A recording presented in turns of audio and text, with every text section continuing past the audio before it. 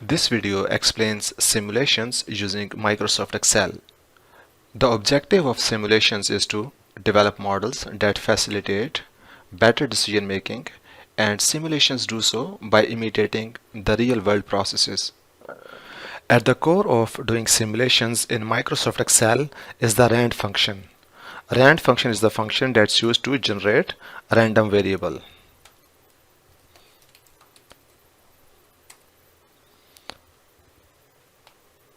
So for example, I use this one and I can drag it and it will generate random variables, random numbers.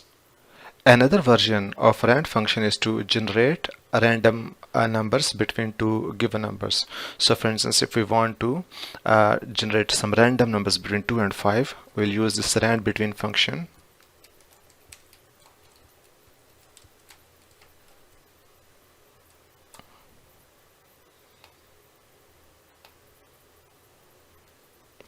A rand between function produces only whole numbers. So for instance, you can see here there are only 2, 4, 5. You won't find here something 4.5, 2.5, like that. So these are only whole numbers. But if we need those numbers with decimals, for example, in case of continuous variable, continuous variables are the variables for which our numbers can be in decimal. So for that purpose, we use another function, and that will be the lower value. For example, if we use the same range, that's 2 to 5, and we want to generate a random number, continuous numbers with decimals. So the lower number, that's 2 plus, and then we will use rand function, and that will be multiplied by the difference of the higher number and the lower number, so which means 5 minus 2, and that will generate random numbers with decimals. In simulations, random numbers represent probabilities, and creating different type of probabilities using random number is the most important element in simulations. Standard normal distribution is the most common type of probability distribution that we use in simulations. So for instance, let's say if we want to generate a random variable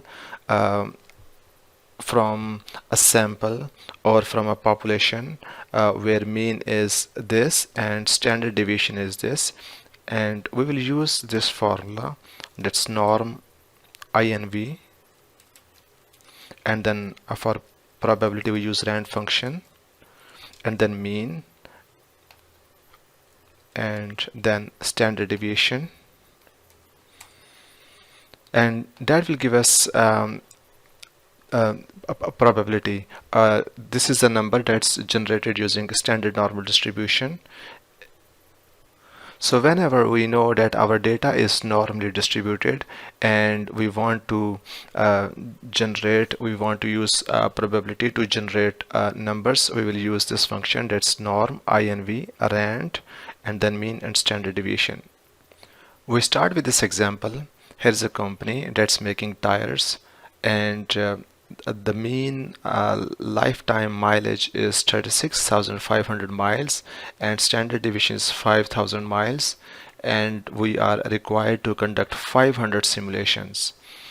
And the purpose is that they want to see how many tires they last less than 28,000 miles, 30,000 miles, 32,000 miles, and those that last more than 40,000 miles. This problem belongs to standard normal distribution. As we can see here, mean and standard deviation is given. So we will start with generating random mileage.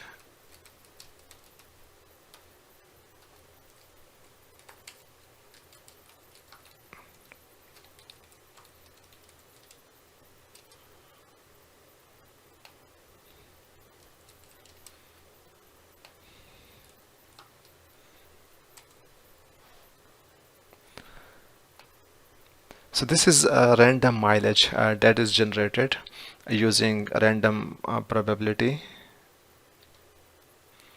I will lock these cells because later on we need to lock them. Okay, now the first thing is that we are supposed to we are let me lock this one. Okay, so the first step is that to create 500 trials, and for this one I will use here series function. That's this one, fill, and then series, and I want to fill column up to 500 because we are supposed to conduct 500 simulations. So I will start value, step value from 1 to 500 using columns. This command fills 500 cells.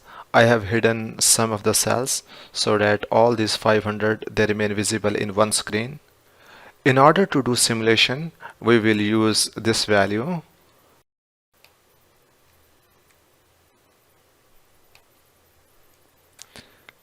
And after that, I will select these cells and use what if analysis. In what if analysis, there is a data table. I click on that, and in the lower one column input cell, just choose any cell randomly. Let's say if I select this one and I click OK, and that fills these 500 cells. These values in the mileage column, they represent mileage that have been obtained by using different types of probabilities. So Microsoft Excel uses a rand function to create different type of probabilities, and based on that these mileage are created. Now the next step is that we calculate average of this one.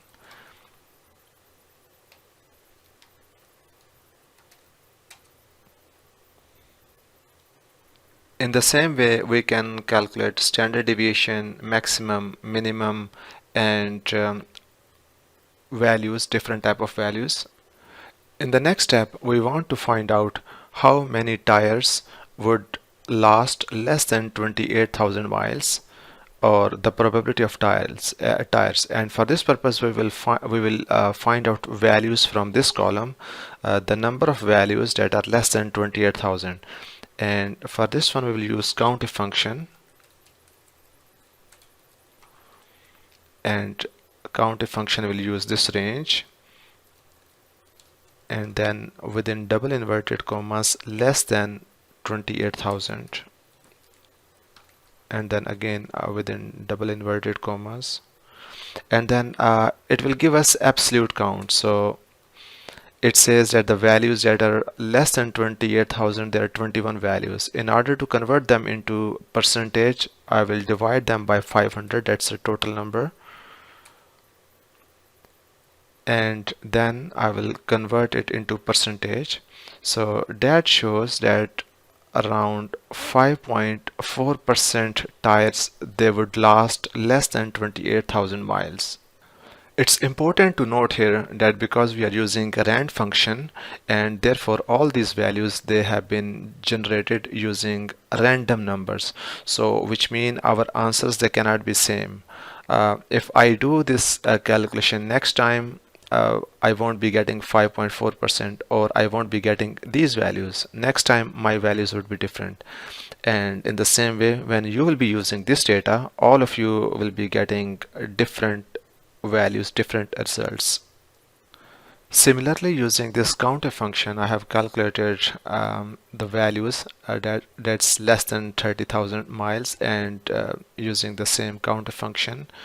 And for this one that's greater than 40,000, again the command remains same, only this symbol changes.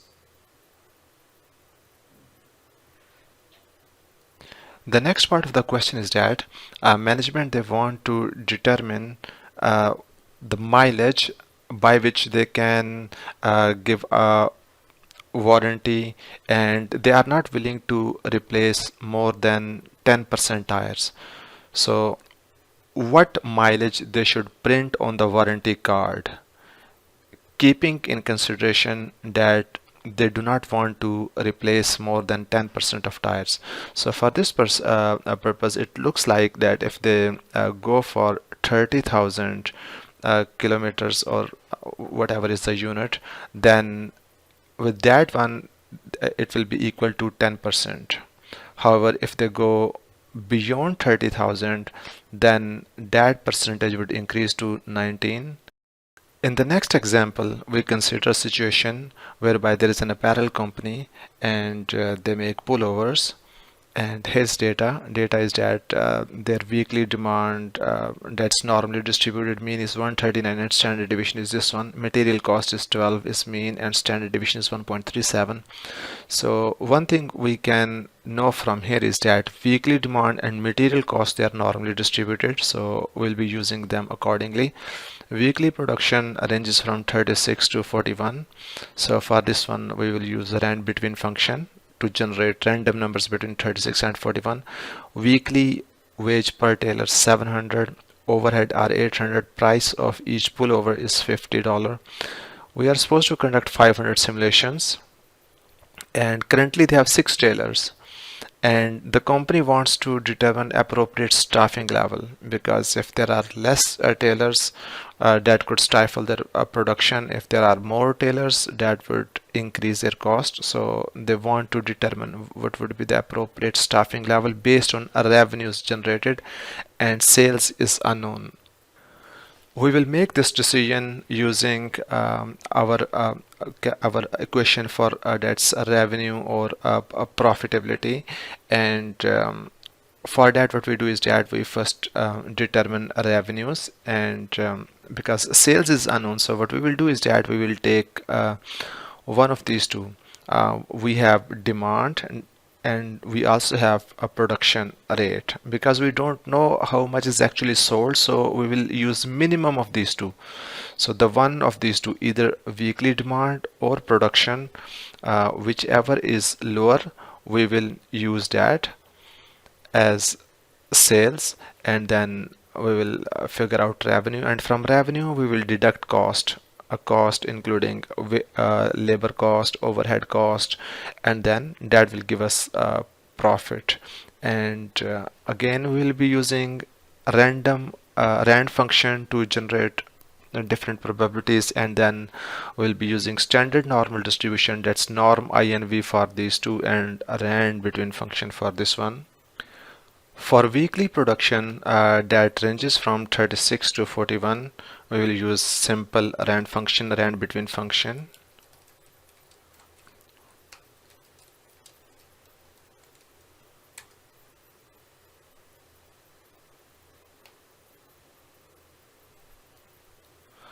Demand that is normally distributed, for this one we will use norm INV function, and for probability we'll use rand function, and then mean, this is mean, and log it, and then standard deviation is this one, again log it.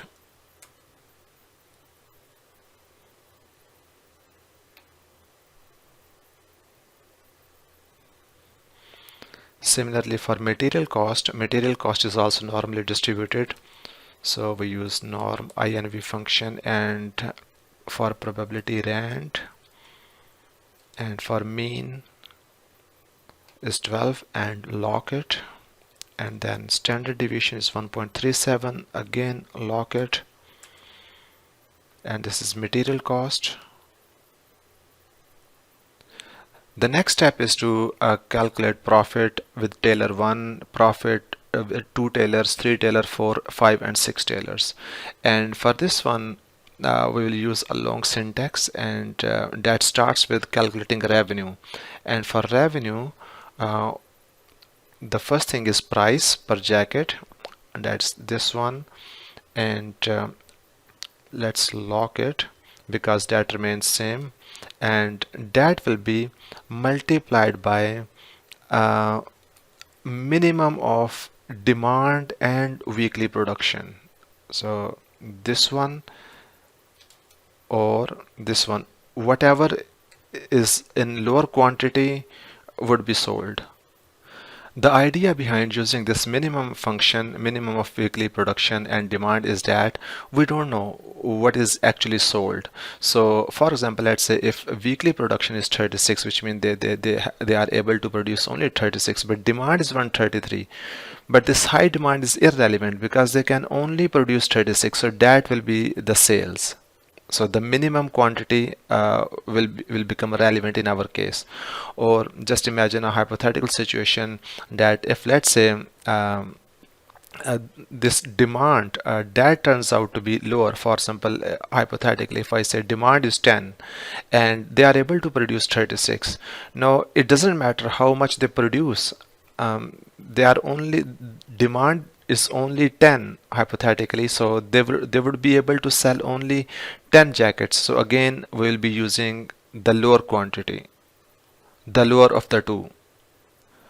I would also add here, I will multiply this one with 1, E2. E2 is weekly production, and then I will multiply with 1, that's number of tailor, which means weekly production per tailor. Although of course it will remain same, but my intention is that I want to copy this formula, and I also want to use in this one for 2 tailor, 3, 4, 5 and 6 tailor, and in that case it will help us to understand where to make those substitutions and where to keep that formula simple.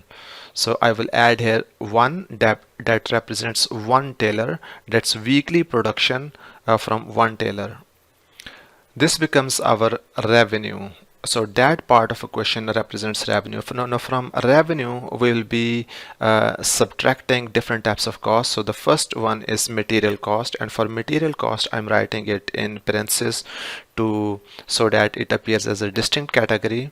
And for material cost, we'll use this material cost multiplied by weekly production, and for weekly production again I will multiply this with 1.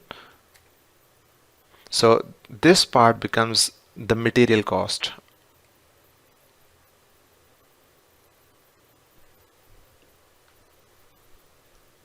In the last part, I will subtract these two costs. One is weekly wage per tailor, and again that will be multiplied with 1. And finally, I will subtract this overhead per week cost. Because these two costs, they are supposed to remain same, so I will lock them. We are done with our formula, and again in this formula, this part represents revenue, and the next part represents cost, and that's material cost, and that is followed by subtraction of weekly wages and then overhead cost. And when I enter it, it gives me this negative 32, and then we can drag it. For the rest of the columns, I will use the same formula. The only difference will be that this only will be changed. When for 2 tailors, this one will be replaced with 2, this one will be replaced with 2, and this one will be replaced with 2. And then for 3, they all 1 will be replaced with 3, and then similarly for 4, 5 and 6.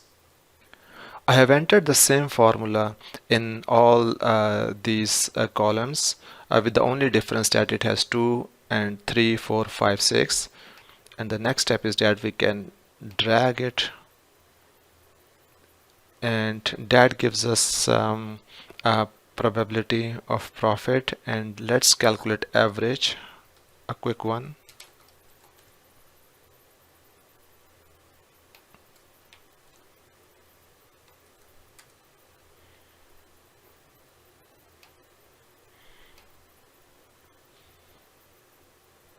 This is the average of profitability that comes from each scenario. So you can see here that when there's only one tailor, then this profitability is in negative. When it's 2, then 735, 1465, 1424, 358 and 800. So which means it appears that this one working with 3 tailors is the optimum one. In the next step, we calculate standard deviation, maximum value, minimum value in each column, and then a risk of loss. And for risk of loss, we use the same COUNTIF function, which includes this range, and then within double inverted commas less than 0. So that's a risk of loss. And let me drag these two.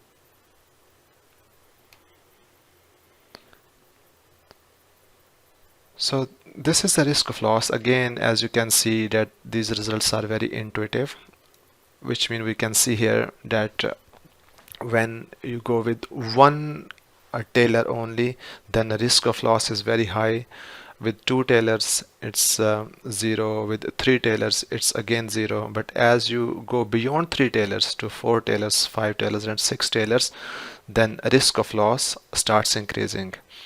And therefore, this resonates with our earlier answer that the company can go with three tailors, because with the three tailors profit is maximum, and that's 1469. That's the highest of all other options, and risk of loss is 0. I would like to repeat here two more things. If you press F9 key multiple times, these values, they would keep changing. So Excel will recalculate it. Second thing is that because we use a rand function that generates random numbers and thus probabilities, therefore your answers cannot be the same as mine. Although your overall answers, they will be very close, for instance in terms of average, in terms of standard deviation, and in terms of risk of loss, but they cannot be identical. Now in this example, we are dealing with similar types of variables. We have labor cost, parts cost, demand, and profit, which means we'll be using quite a similar approach as we did in the last problem. And the company here, they have given these type of data. That's selling price per unit is 249, administrative cost and advertising cost. And then there are different types of probabilities. Labor cost is discrete probability, demand is normal distribution, which means for this one we will use norm INV function, and parts cost is uniform distribution. For this one we can use rand between function. And this one, that's labor cost, that's discrete probability. Now for simple, it is like this one, that there are direct labor cost per unit 43. It ranges from 43 to 47, and the frequency is that 43 is the probability of labor cost being 43 is 10%, for 44% 20%, and these total, they constitute up to 100% or 1. This part, it's demand, and that's normal distribution and uniform distribution. We have already done these two parts, but this part, that's labor cost, discrete probability, that's new. So for this one we will use an innovative approach, and that will be using VLOOKUP function, and we'll make a table like this one, where we have like low random variable 0 and up random variable 1, and then here's 43, and then 44, 45, 46, and 47, and the difference between them is exactly the same as the difference here, that's for probability, that corresponds to probability. So here it's the difference between 0 and 1 is 10%, so 10% is the probability of 43%. For 44, it's probability of 20%, and the same can be seen here. The difference of 10 and 30 is 20%, so that corresponds to 20% probability of 44. So we will be using this VLOOKUP function to assign probabilities. For labor cost, to calculate probability, we will use VLOOKUP function,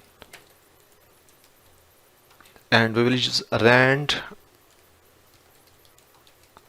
and then it says array. We want VLOOKUP to use this table, and I will lock these, because in the next step we will be dragging, but we want these values to remain constant. And in the last step we want we want Excel to pull up our results from the third column. This is the third column, so I will mention here 3, and that gives 45. In VLOOKUP function, it only uses the first column, that's lower random number. Second one is not used. So in VLOOKUP function, our first command is rand, and it uses a random function to generate probabilities, and then it pulls out the corresponding value from column number 3, and we can drag it to the rows. And then the next thing is parts cost, and parts cost is uniform distribution. We know it ranges from 80 to 100, so we can use rand between function.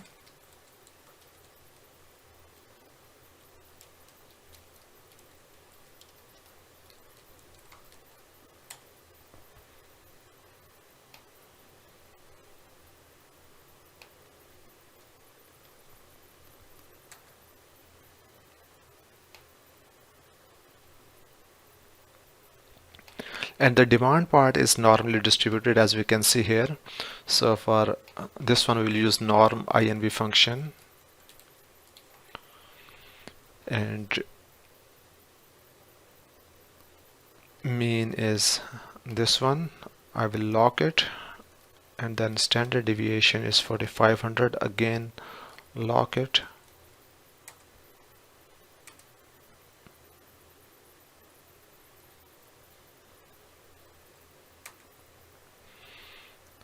So the formula for this one is norm INV, then probability calculated through rand, and then mean and standard deviation.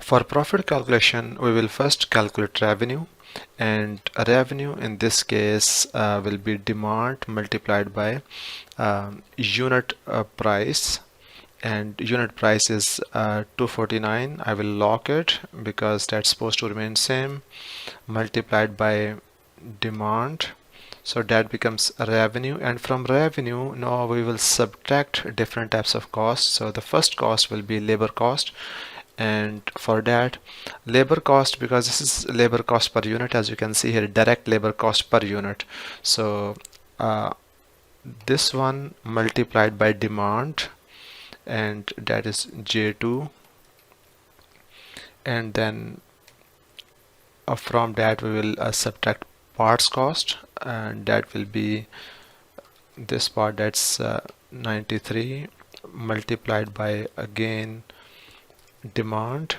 and then from here we will subtract this administrative cost, again lock it because it's supposed to remain same, and minus advertising cost, again lock it because it's also supposed to remain same.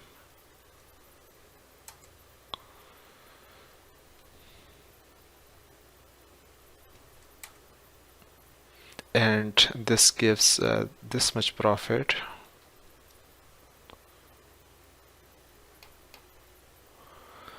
Okay, when I drag it, then and towards the end we will also calculate this is our average. Let me label them. So average profitability turns out to be 690,795, and then we have standard deviation, highest, lowest, and risk of loss is 9%. These simulation results provide a basis for making decision. So for instance, one of the most important thing is average, and then is risk of loss, that's about 8.6%. Now as you can see that these results have been obtained because simulation, it conducted an experiment 500 times. So we have here 500 values. So that experiment was conducted 500 times, and in each experiment different probability was used, and as a result of that we get these profit values, and then from that we found how much is the risk of loss by using count a function,